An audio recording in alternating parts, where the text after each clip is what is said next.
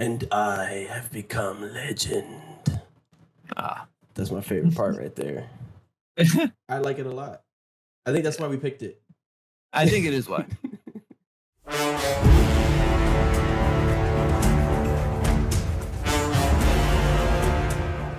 The line between light and dark is so very thin.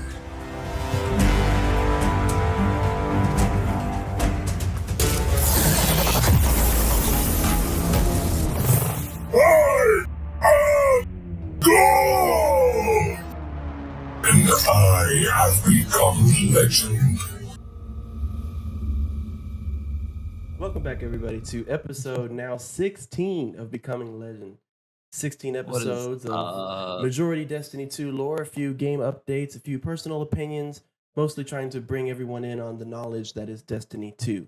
Before we start, I actually want to give a special shout out to my co-host, Mr. Tweezii, for handling last episode solo. It was fantastic. If you have not listened to episode 15, I highly advise you to stop right here, go back, listen to episode 15, and then we'll meet you here in 30 minutes. It's solid Solstice of Heroes information.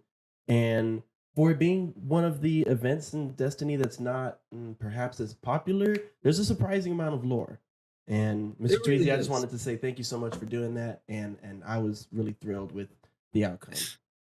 Hey man, that's no problem. I was concerned because really, I don't think people realize just how much of a problem I have with how much I really like this game.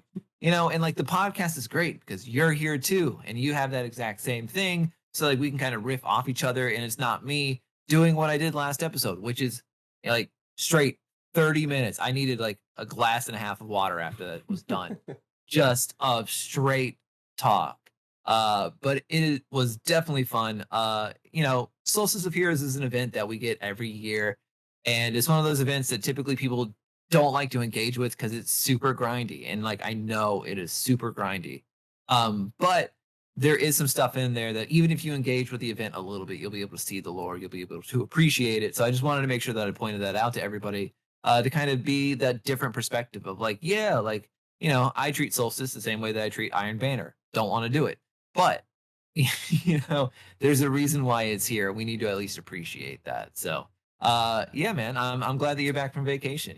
I'm glad we're gonna get to sit down and kind of do this thing again. So yeah, I'm definitely glad to be back. Definitely glad to be here in the studio with you, talking more about our favorite subject. So for the viewers and listeners, I just want to give you a heads up. This particular episode, we're going to talk a little bit more about the gameplay updates. As you know, we cover the lore solid. We've been doing so much lore. We kind of neglected to talk about some things that have come up in the last week or two. We wanted to set aside this particular episode. We're going to talk about the last 2 weeks of This Week at Bungie. It's the weekly report that they put out to give us the idea of what's coming soon, reported issues in the game, what are they working on, what can we expect typically within the next month or so. So go ahead, Mr. Tweezii. Oh, I'm sorry. I was just agreeing. Yeah, the TWABs are important. It's a great opportunity for the community team at Bungie to reach out, and they're like that perfect middle ground between the people that are actually working on the game and us, the fans.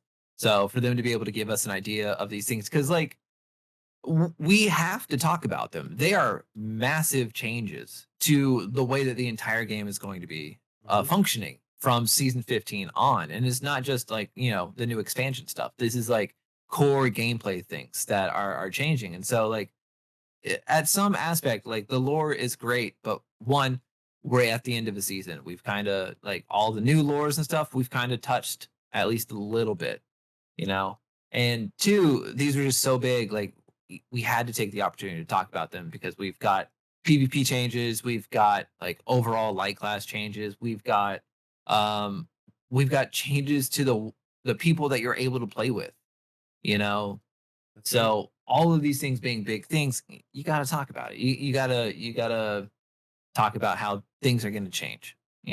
We're not just people that love the lore. We also play the game probably too much. Indeed. So we're going to, in a few moments, we're going to go through the updates to This Week at Bungie. But first, we wanted to talk about the previous week that came out during episode 15. Yeah. Becoming Legend. And if you would like to take away some of that, Mr. Tweezii, I believe it mostly covers what is happening soon with Crossplay. Yes, it does. It is finally fixing the issue that I have, which is that all of my friends do not play on Xbox. All of my friends play on PC. Sometimes they play on Stadia. Most of the time they play on PlayStation. You know, and it's great, but it kind of sucks when you're like, oh, I could easily put together a team of 6 to run a raid at any point in time if we were able to play together. So crossplay is officially coming to the game. We are going to be able to invite each other. We're going to be able to play with each other. There are going to be some instances where we can't, obviously. It's mostly dealing with multiplayer like pools specifically. You know, if you're playing, you know, if you're trying to play any like PvP games, typically you are going to be put with whatever you're playing with. So console with console, they're going to put PC with PC. And then if you are a console player and you're going to play with somebody that's on PC, you're going to be put in the PC lobbies. Now, we're going to see how that works. It could be trash. You could get joked. Like, let's be real. But the fact that you're going to be able to play with your friends, especially if your friends have like mouse and keyboard, the fact that you're going to be able to raid, do dungeons, do all the activities together is great because finally we can do community nights. You know, that's the thing that we've talked about doing. For those of you that don't know and are listening to the podcast, we also have a versioning Destiny 2 clan and Discord server that we run. Mostly focused around the podcast, but also just around getting together whole groups of people that love playing Destiny and want to help each other become the legends that they can be. It's a pun, I know. Anyway, so we have that coming. I'm super excited. Hopefully, we get some community nights in because I think this is going to change the way that a lot of us play the game because now the excitement of being able to play with your friends is back. You know, at least for me and for some of my people, because it's been hard. And now there's new people to play against and new communities where you can see like, hey, like if you're real good on console, then you can be like, yo, like I'm one of the best players on console, period. Doesn't matter where you're at. You know, so I'm excited for that kind of thing. You know, it used to be that I had to try and plan to be like, okay, well, we can play on PC, but I don't have the expansion passes on PC, so we're only going to be able to do seasonal content and base game content, nothing else. And that's not fun, you know, especially if you're playing with somebody who has that content. So play where you want to play. I'm super excited. What about you, man? I am extremely excited about that. To me, it's bringing the community completely together the way it was always meant to be. And throughout the years and certain expansions, there have been reasons for people to jump from different consoles to PC to Stadia. Me personally, I started my PlayStation journey on Xbox, and this is just me. Y'all can call me salty or whatever. I was just so upset that there were like 1 or 2 missions that you did not have access to on Xbox because at the time everything was PlayStation exclusive. So that irritated me so much that I said, screw this. And I jumped to PlayStation just so I could have the exclusives. And they actually got rid of that as soon as I switched to PlayStation. But it's fine. Yep. After that, you know, even after the PlayStation 4, PS4 Pro, Xbox One, 10, 12, whatever you want to call the Xbox, you know, even the field of view was different on PC. And there were reasons to go with a PC over console. There were graphical upgrades, again, field of view, which if you're unfamiliar, is you can actually widen, you can use your peripheral vision better in the game, and you can see someone rounding a corner trying to take you out 0.25 seconds faster, which is more than enough to turn around and try to counter. It really makes a big difference in PvP as well as PvE. A lot of people like to use that in the harder, more difficulty tiered events such as raids, grandmasters, etc. So now all the choices that people have made to why they're on their separate console now will all be brought together with the option of being in the same pool. Now, with that, one thing that we did notice is at the launch of Crossplay, there's going to be a key feature missing. So you would think, all right, I've got all my friends together. We can finally play, get on the mic. Hey, John, how you doing? John can't hear you. If John's playing on a different console, John cannot hear you because the voice the voice connections will not be active upon launch.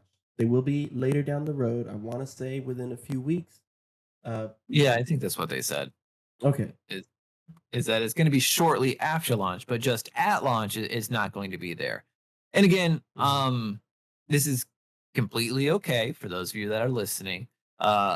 This is still very complicated to do, and it's very hard for games to get it right. You know, if you play something like Warzone, even when you play cross-platform, you know, something as simple as loading into a match, you have to be reconnected to your party, and that kind of takes you out of it. You know, to lose connection, not be able to speak to anybody, then regain that connection again. So this is complicated stuff. I'm glad that they're taking the time because they did say, like they said it as a throwaway, that they debated not rolling out crossplay at the beginning of the season because of the voice chat issues specifically.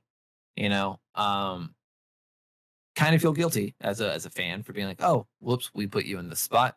But I'm glad that they're at least being open with it. In the winter is when we're going to get text chat. You know, text chat does exist in the PC versions. I think it does also exist on the Stadia versions to some extent. But text chat won't be available for cross-platform on launch. It'll probably be available like November, December is, I think, kind of what we're aiming for. So it's not the perfect cross-play experience at launch. But you know what? Again, another reason to come to our Discord server, man. Check it out in the show notes. Yes, I am going to plug. We will be re-enabling the voice chats so that people can party up with their friends and play. So super excited. But that was actually the majority of that TWAB. As I go back and I look through it, that was it. Last week's TWAB was kind of like, I guess, the teaser. This week's TWAB, very big. I think they even said that like they have like 3 really big, like this is the second of 3 really big announcements that they're making regarding the way that the game is going to perform. And I assume, based off of some of the things that are being talked about, I can assume that the next one is going to talk about the changes to trials, because they say that for PvP this season, one of the biggest focuses is completely changing trials, which we'll talk about in a second. But yeah, man, the TWAB for the week of August 5th. So much stuff. So much stuff. Where do we want to start? Do we want to start with Joe Blackburn?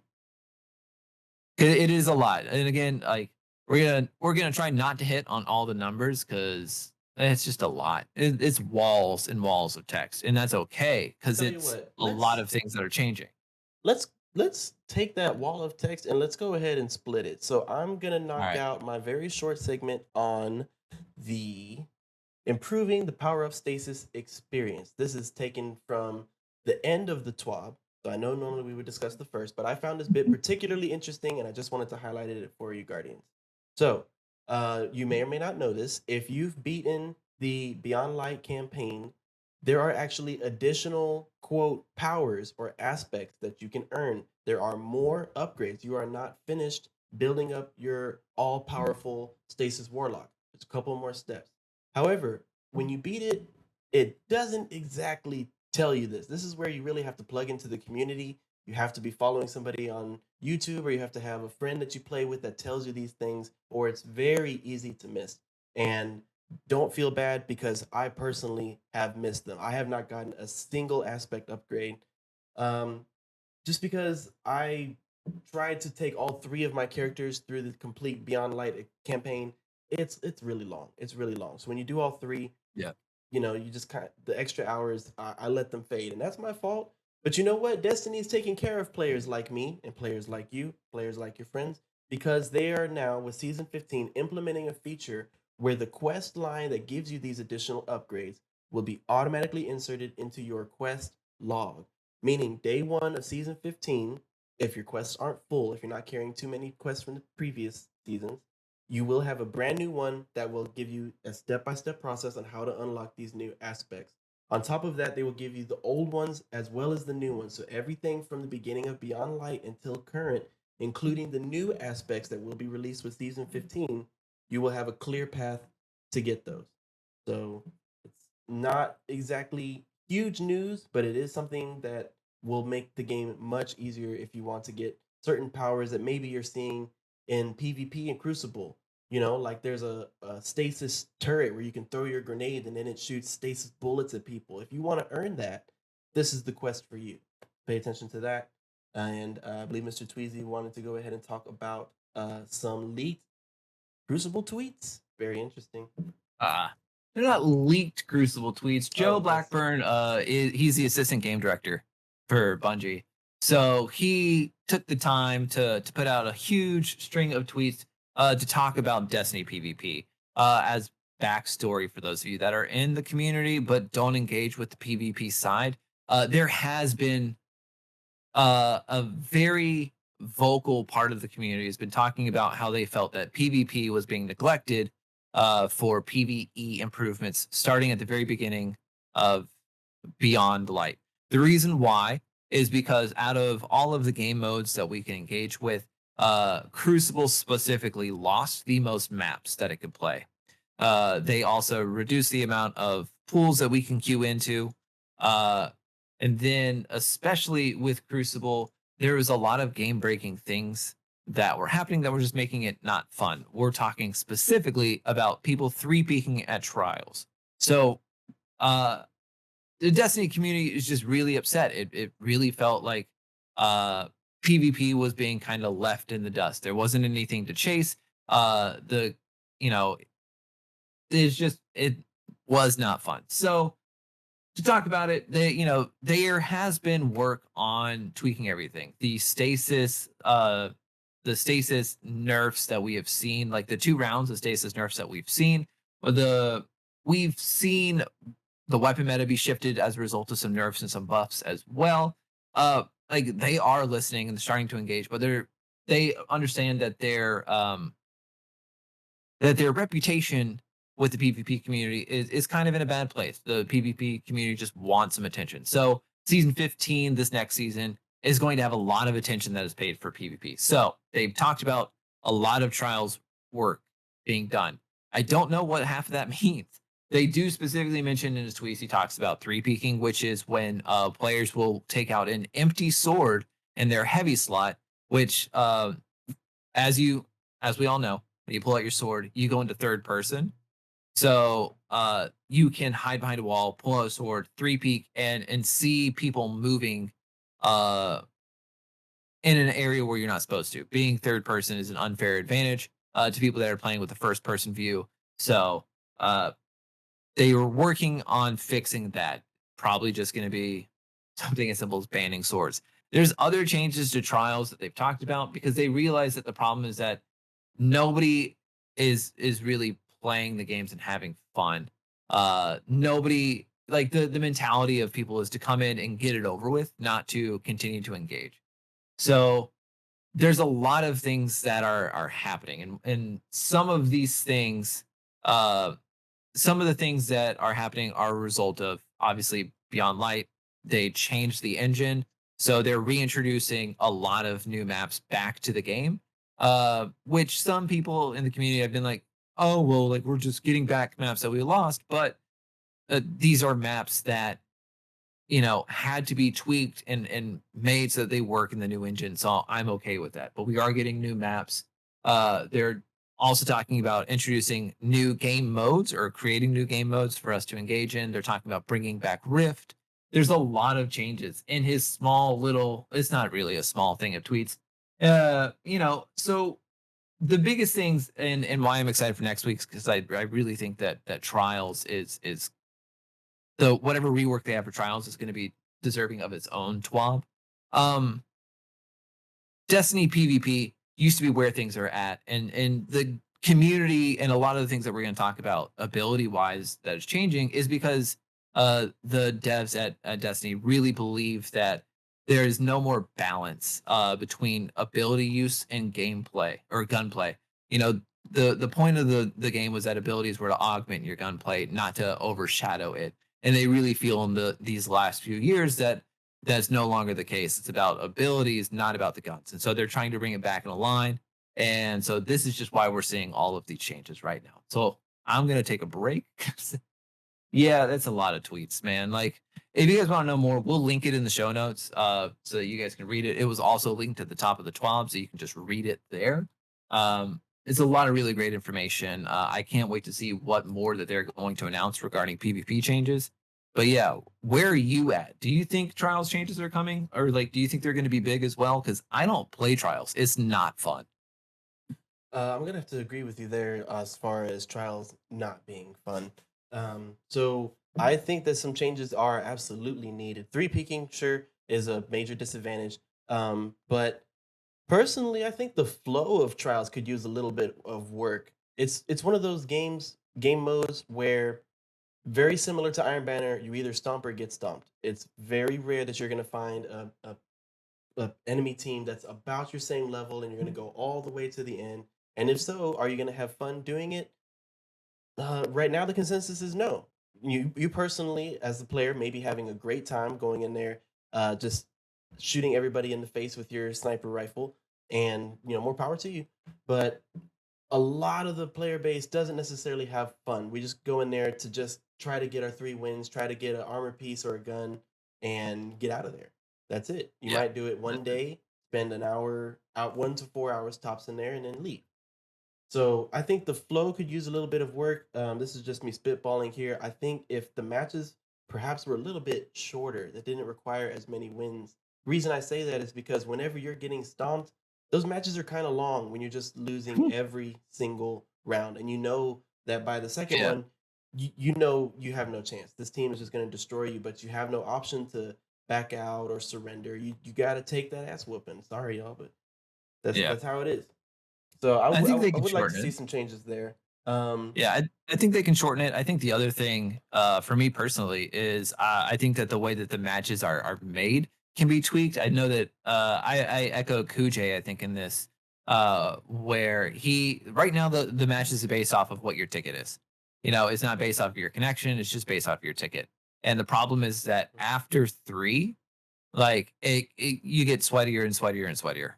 You know, and so it makes the grind to go flawless just don't even want to do it, don't even want to try and attempt it, because by the time you get up to there, like there's also teams that just sit up there and like their entire purpose is to fuck people's day. Yep, you know absolutely. so just Some getting of your those teams your spend seven time is in the just first not round. fun. Yeah, so finding a way to make the matches a little bit better as well. I think that'll be huge. I'm hoping because that's it. Like that's the pinnacle PvP activity. Like that is what, when people watch, like you can go and you can watch the graphs of people watching Destiny 2, and it peaks when trials, when trials starts. During the week nobody really cares. When trials happens, that's when a lot more people are streaming. That's when a lot more people are watching streams. So that's where we need to kind of focus on making the improvements, I think, because that's also the best way for us to get known. Absolutely, absolutely. Yeah. But don't think I'm going to forget the fact that they threw Rift in there. That was very exciting to me. Rift was one of my favorite game modes from Destiny 1. It's essentially Destiny football, Yeah. where your goal is to capture the orb in the middle and then dunk it into the enemy base's goal. And then you can also get double points by doing a backflip. So I hope they put that in there too, because if you really want to quote stun on them, yeah, the backflip is the way to go. If they're putting Rift in, does this mean that we can eventually get Sparrow races again? Because we've only been asking for 4 years. They can port the Sparrow maps that have already been created. That's fine with me. Just throw it in there. Just that's what I'm wondering. appease I the do fan wonder if base. eventually we're gonna get it. Mm-hmm. Like especially, you got to make it a big event when it comes back. Why not do it? I don't know. Absolutely. All right. Absolutely. All right. The one other thing that Rift does link me to is the possibility of having Iron Banner with other game types. That was another feature that is sorely missed from D1. Was not every Thank God. single Iron Banner was control. Yeah, I agree with you. I doubt it, but hey, man, I gotta have some hope. Just like I doubt SRL is coming back, but hey, I have I some hope. mean, we'll I see. have some hope every year, and then I'm pissed off every Halloween event. But you know. I mean, the problem with Iron Banner is just nobody knows how to play control. That's really what it is. It's like after my years and years and years of playing, we still don't understand how control works. Um, and I'm just very confused as to what the hell. And that's just where like my problem is like, do we need to like come together as a community to be like, hey, it's not domination. All right. Like you don't like it's not just capture the flag. It is capture the flag and get kills. But you get double points for capturing multiple flags. You get triple points if you capture them all. Why are we not? Why is everyone trying to get killed with stupid weapons? It's okay. It's okay. I'm not jaded at all. Definitely not an Iron Banner week when we're recording this. Sorry. Some other changes though, if we're going to talk about the TWAB, one of the big changes that I'm interested in, because I just want to try it and see separate melee actions. Yes. Everybody knows we have two melees. You have your uncharged melee, and then what we're calling the charged melee is what they refer to as well. So the regular melee, and then the melee that uses your abilities. I can't tell you how many times that I have accidentally used my charged melee when I meant to hit an enemy that was close to me, and he was just like a little bit too far out of range for my lunge. Yeah. So I'm excited that this change is coming in. I don't know where it's going to go on my controller yet. Yeah, haven't figured that out yet. But I am really excited for this change because hopefully I will stop accidentally using my melee abilities when I don't want to and then be stuck in a fight later where I'm like, wow, I really wish that I had this right now. You know? What about you? Where are you going to put it? I'm thinking left stick. Left stick's a good one. I don't think I use that much right now. I honestly don't have a spot for it. I use all of my buttons, so we're just gonna have to see. Probably one of the bumpers. Probably a bumpers, or maybe if I can do, dual input of two buttons. I think that could work because the way it's going to work, for those who are just wondering, wanting a little bit more information, is they are going to have optional modes where you can turn off your automatic charged melee. So just like Mr. Tweezii was saying, if someone is just out of range and you want to go for the melee and you don't necessarily want to use your empowered melee, maybe you want to slide to make up for the difference and then just give them a smack. You'll be able to do that with this setting where it will register a regular melee every time you press the button, whether you have a charge or not. Which what we're talking about mapping the button is they will give you the option to take that mapped melee. I'm sorry, take the charged melee and put it somewhere else on your controller. So if there's a button that you don't really use a lot, for example, left stick, you can press that. Or maybe you aren't too heavy on your grenades. Maybe you want to build an all melee build for your class. You can do that. And you'll be able to separate your physical and energy melees, potentially giving you the advantage in battle. Or more likely, preventing you from making a mistake, which happens more often than not. That's the real reason they've adjusted this. Is people have been saying for years, no matter what class you are, what subclass you are, whether your range is 10 meters or 3, everybody's had accidental melees. So this is a good fix. I am looking forward to this one. I really want to test it out and see how does it feel in the controller. I'm sure the function is going to work, but how does it feel during your gameplay is really going to be what decides if I'm going to continue to use it or just stick with the auto. Yeah. Also, now that I think about it, I think left stick is sprint. So now I don't know where it's going to go. See, how are you going to sprint? I mean, you can just walk everywhere. It's cool. Yeah, that's not fun. You can put your sprint somewhere else, maybe. Yeah, that's just involved. We can play musical chairs with buttons. If I do it with one of the bumpers, I'll probably assign it to the same bumper that does finishers, because I really don't try to do finishers a lot. You get stuck in that animation for so long. But Maybe if I throw it there, I don't use finishers half as much, but then I'm gonna accidentally finisher someone when I try to use my melee. But all right, we'll try it. We'll see. You know what? We'll stream it. We'll stream it. We'll see where the best place for it is. Maybe it's the start button. Maybe that's really what it's gonna be. It could be. How often do you go to your start menu? I mean, frequently. I'm not gonna lie. A lot. Yeah. Actually, it's almost like they designed this too well for controllers, and now, we're at a disadvantage. Yes. All right. So that brings us to the. Go ahead. Oh, I'm sorry. What were you gonna say? I was going to bring up the stasis freeze. Yeah, that's actually where I was going to. So they've actually, this past season we did get a nerf to the stasis subclass. It did make the game a little bit more bearable. You have noticed a change to the way that some classes are handled. They're going to continue this path and add more changes to stasis. One of the main ones that I'm personally looking forward to is the fact that you can now initiate a breakout while airborne. If you're in the air because you jumped and a stasis warlock blasted you in the middle of your jump and you just cast your super, normally you would have to wait however long it takes you to fall to the ground and then wait an additional period to break out of the ice. Now you'll be able to break out of that ice as soon as you're frozen. Who knows, if you're fast enough, maybe you can even do it before you hit the ground. It's possible. So they're going to make stasis a little bit less controlling and give the players more ability to fight back and free themselves. But what they're going to change in to kind of counter this is the buffs to the light subclass.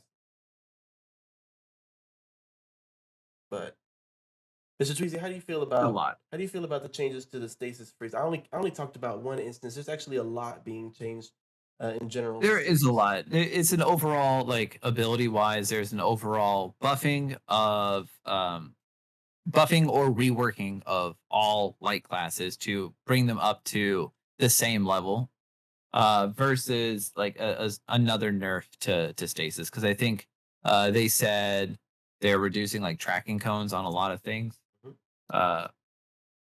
I'm excited about the freeze breakout stuff because, one, airborne, yes, it sucks being like, all right, cool, I'm just gonna fall to my death. But what also excites me as I look at this is the fact that they're also shortening the camera transition time between when you break out, when your gun's back up. Because like that animation is cool, but you're in that animation for a little bit. And it still feels a lot like when you're frozen, breaking out is like you're still gonna die. It's still faster than it was. You're not like absolutely stuck. But it just, to be able to like fire back still takes a little bit of time. So I'm glad that they're kind of tweaking this. Hopefully, we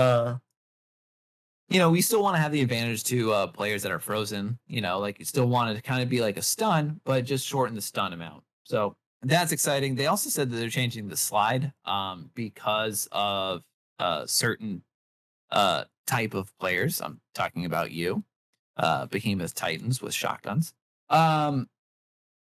No, they are making a change to slide by increasing weapon penalties to the sliding mechanics. Just because sliding with a shotgun most of the time was more advantageous than doing anything else. Like literally anything else. It's a low risk engagement. You're pretty much gonna win it. So because it's such a low risk engagement, I think they said they reduce the stability, they increase the spread, and the flinch is a lot greater when you slide. So we'll see if this makes it so that people don't slide into corners anymore with a shotgun. God, I really hope so. Yeah. There's a lot of changes that are coming, guys. And so we could sit here and we can talk about literally all the numbers and everything. But that's not really an exciting podcast. So my suggestion is that we pick one from each, one big change that's happening for Titans, one big change that we think is happening for Hunters, and one big change that we see happening with Warlocks. If you guys want to read the rest of it, we will link the TWAB. You can read it yourself. It is just because it is such a wall of text. I just want to make sure that we can still entertain you guys without boring you to sleep about the -30 difference, blah blah blah. Like, yeah. So Right. with that being said, I do want to talk about the changes that are happening to barricades on Titan, Okay. Okay. because Tell me there's two about these big ones. barricade changes. All right. So first one, rally barricade. Nobody uses Yes. it. Why? Nobody. Because it's worthless. You're gonna get headshot every time. Yeah, you're poking yourself up, like being like, hey, here's my head. Yes, the benefit is that like it reloads your weapons for you, but that generally just is not enough for people to throw that down compared to just throwing down the other barricade, which is just a full wall and it protects you. So what they're doing, they're reducing flinch, they're increasing range, and they're increasing stability for players behind it. So fingers crossed, we'll see it more probably in PvE. Because it's still great. Like the fact that it reloads your weapons when you duck behind it is super great. But it's not enough. And then if you have a full barricade, the problem is right now it's very easy for other players to walk through it just to damage you. And so they're deciding that they're going to make some changes to that, so that players are slowed and get a little bit more damage when running through somebody's barricade, making them actually have to think about whether or not they should run through the barricade or not. I'm excited for that. I used to be a Titan main. Throwing those barricades up is great, but it always sucks because you're just like, oh, well, like when you're on the other side, you're just like, all right, cool. I'm just going to walk through this. Like this isn't going to do anything to me. And now you're actually going to have to think about that a little bit more. And maybe, fingers crossed, Titans can start using this as more of a trap. Setting up barricades in specific instances so that if people are going to engage or, walk through that path to engage, they have to make a decision about being funneled into an area or going through and taking a chunk out. So that I think is actually one of the biggest things because it affects all Titans, not just Stasis, not just any of the guys wielding the giant flaming hammers. Yeah. Sunbreaker. Is that what it is? Sunbreaker Titans? Sunbreaker Titans. Gosh. Yes. I was gonna say I've mained Warlock for like 2 years now, and I don't know what to do anymore. I mean, we are the class of knowledge. That's all we really need. We have the understanding of how to do everything. The Titans can just punch stuff when we need it. Speaking of Sunbreakers, this is actually the one that I wanted to talk about with Titan changes.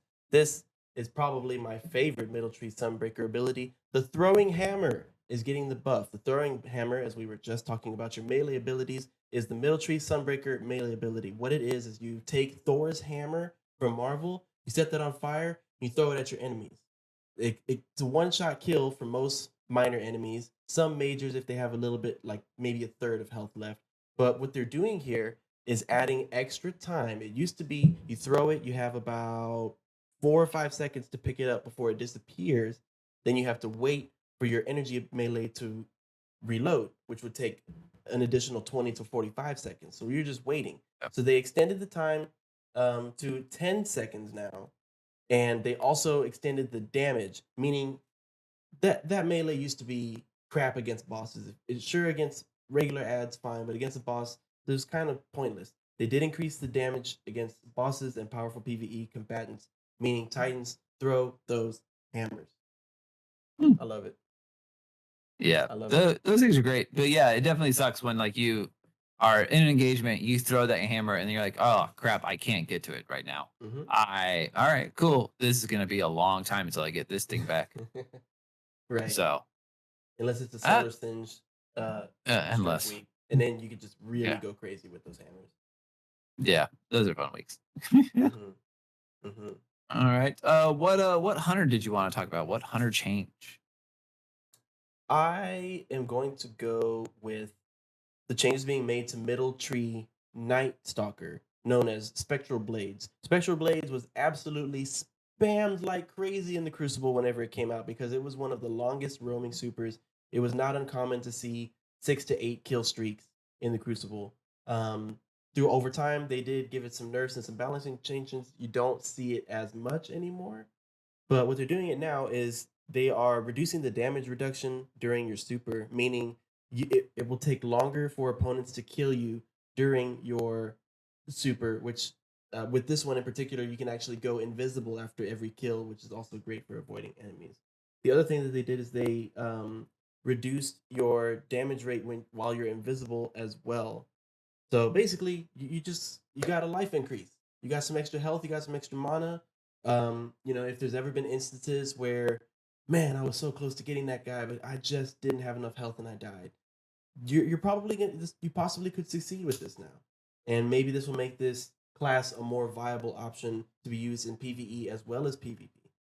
So really want to see the changes there. I personally enjoy playing it, and I would like to see what we can do with it again. How about you, sir? What changes to the hunter caught your interest? I thought Arcstrider was interesting, and this is for two reasons. One, they're major changes, but also there's a line here that I just want to call out as being bullshit. As we previously mentioned, melee supers such as Arcstaff are struggling a bit in today's sandbox, where players move extremely fast, weapons hit extremely hard, and range supers handily win duels. I don't win against Arcstrider or like against any Arcstaff thing. It blocks all my shots, and then in order to really engage, I have to get up close, which means I'm just gonna get thwacked in the face, like Simba did. So I'm just saying, like, I'm calling bull. I'm calling bull. You just wanted to make Arcstaffs cooler.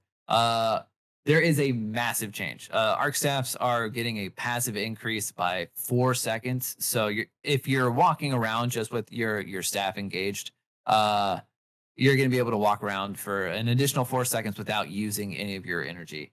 Also, you're going to be able to hit people from a little bit further out, and it's going to do a lot more damage to PvE guys. The biggest things, though, I am excited about the fact that Lightning Weave is going to be involved with the Middle Tree Arcstriders. If you're playing Middle Tree, actually hitting somebody is now going to damage them and give them Lightning Weave, which pretty much is like it. From what I understand, it is arcing it, right? And then your timer is going to be able to be extended, damaging with any weapon in the same way that if you are playing, I think it's Bottom Tree Dawn Blades, all successful hits of super feed back into your super timer. So I'm pointing this out just to be like, hey, watch out. I think Arcstrider hunters are going to be very common very soon. I think that change by itself, other than Squalor in the Storm, I think that will be the second place because Gunslinger still isn't there. I'm just saying. Fighting words I know, but I'm just saying. Yeah. Let's see. Warlock wise. Warlocks. So, for me, if you don't mind, I'm going to go ahead and take this one. Yeah. And I'm going to change my answer a little bit. And with the previous two classes, I gave what changes did I like best? What was I looking forward to?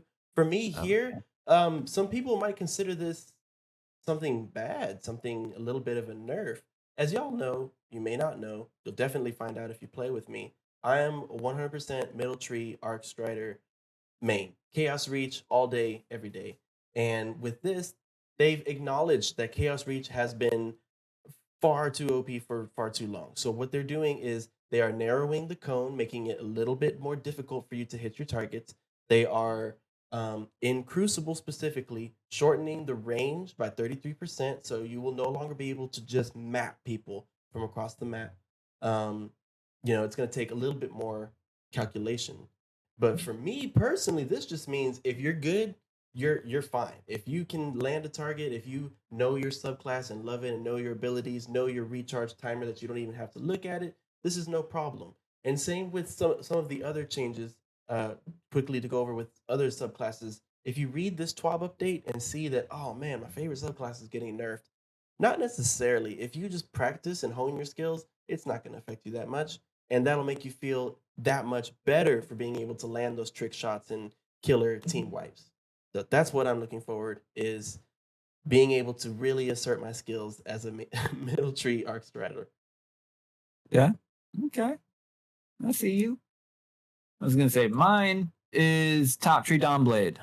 We all know the Top Tree Dawnblade is the go-to of the solar classes. The reason why is very simple: Icarus Dash.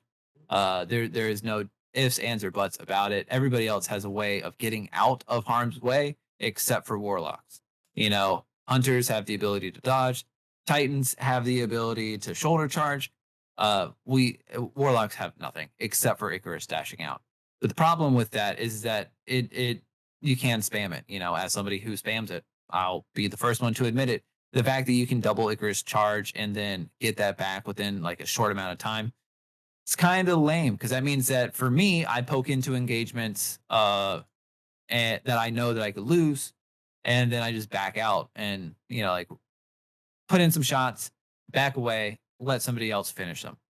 So they are working on changing that so that you only get one dodge every 4 seconds. You get 2 dodges every 5 if you have heat rises. I'm also curious how this is going to play in with the there's that chess piece, right? There's like a warlock chess piece that gives you a second Icarus dash. That's right.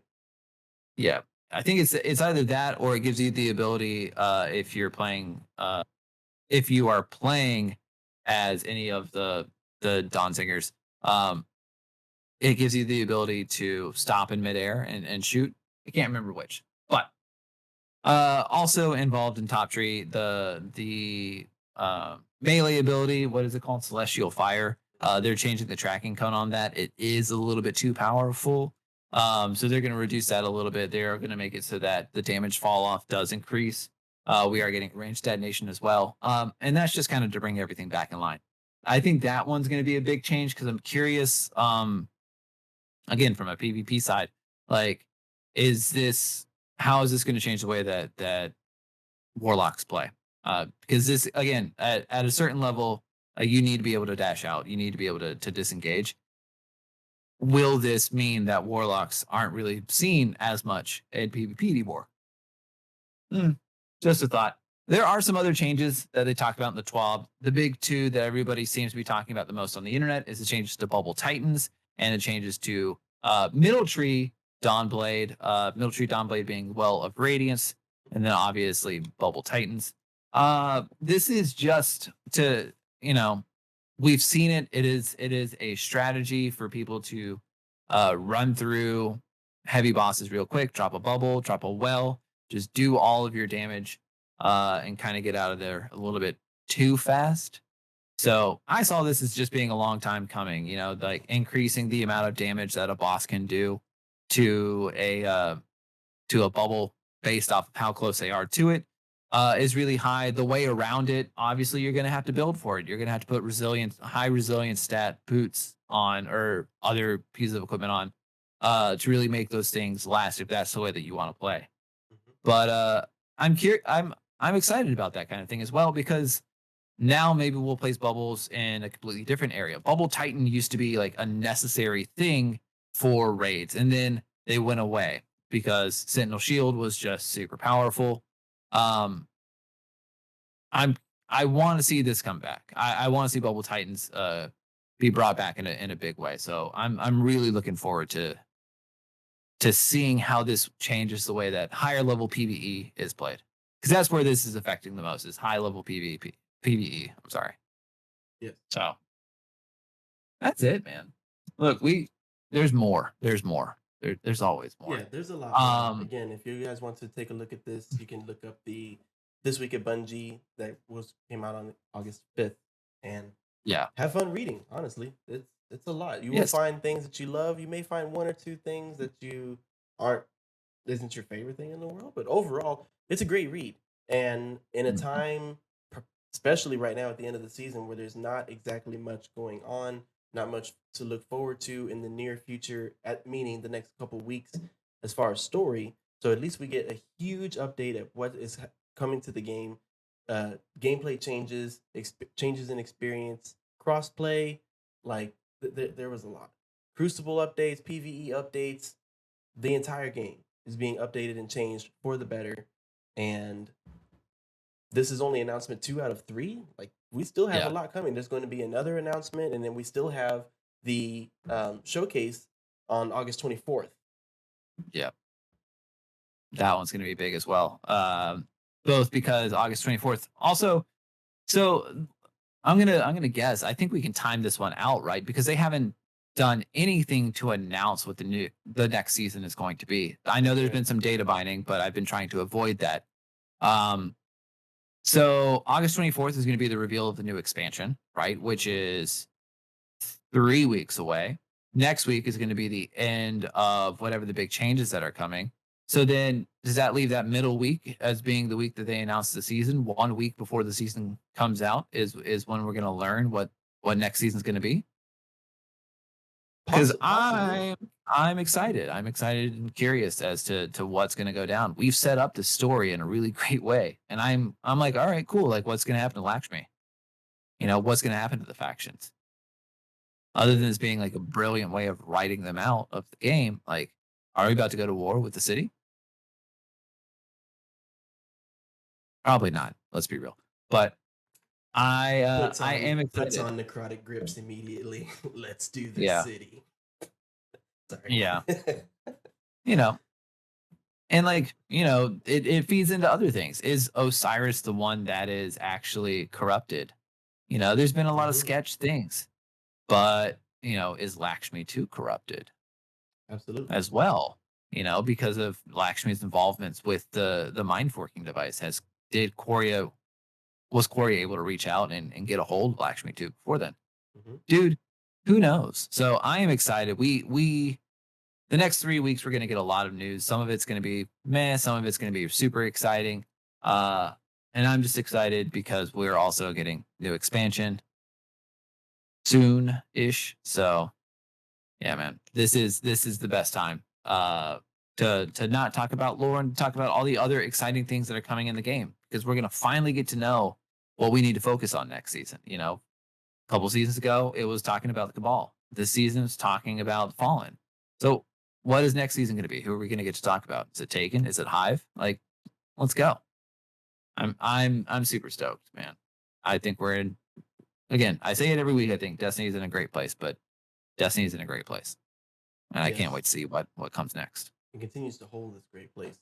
That's right. That's true. There you go. Not failing, doing an even better job of communicating with the community and setting our expectations so we don't get false hopes and feel let down if something doesn't exactly pan out the way that we thought. So I personally am really grateful for that Bungie has shown that they've improved over the years of listening to their community and providing what the player base wants as opposed to what they think may go well, and it doesn't pan out. Yeah.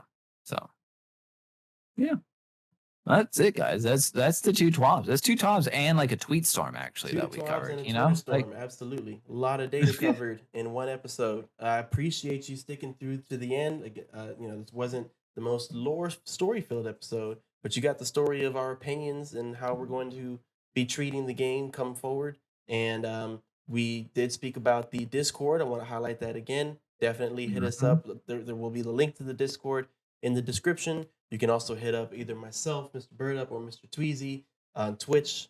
You can find us on Twitter. You can find us all over the place, really. Just look up Becoming Legend Podcast, and we're here for you to answer your needs, maybe help you get a strike done. Definitely going to be doing some crossplay raids. So yeah. For certain. I've already got like all my people at work that I work with. They've been like, all right, sweet. So like, what are we doing first? And I'm like, I don't know. You tell me. Like, I'm just along for the ride. Yeah. Right. Private Gambit matches first? Just kidding. Maybe. Oh. Just kidding. Maybe if I'm desperate. All right, everybody. We've been waiting all these years for a Gambit. Exactly. But all right, guys. With that being said, I think that's going to do it for us, man. So thank you so much for listening. Please subscribe, review, leave a follow on Spotify. All that stuff does help us. We are, again, trying to continue to grow this thing. So every little piece of feedback that we get helps tremendously. You guys don't even know. So, yeah. See you guys in the next one.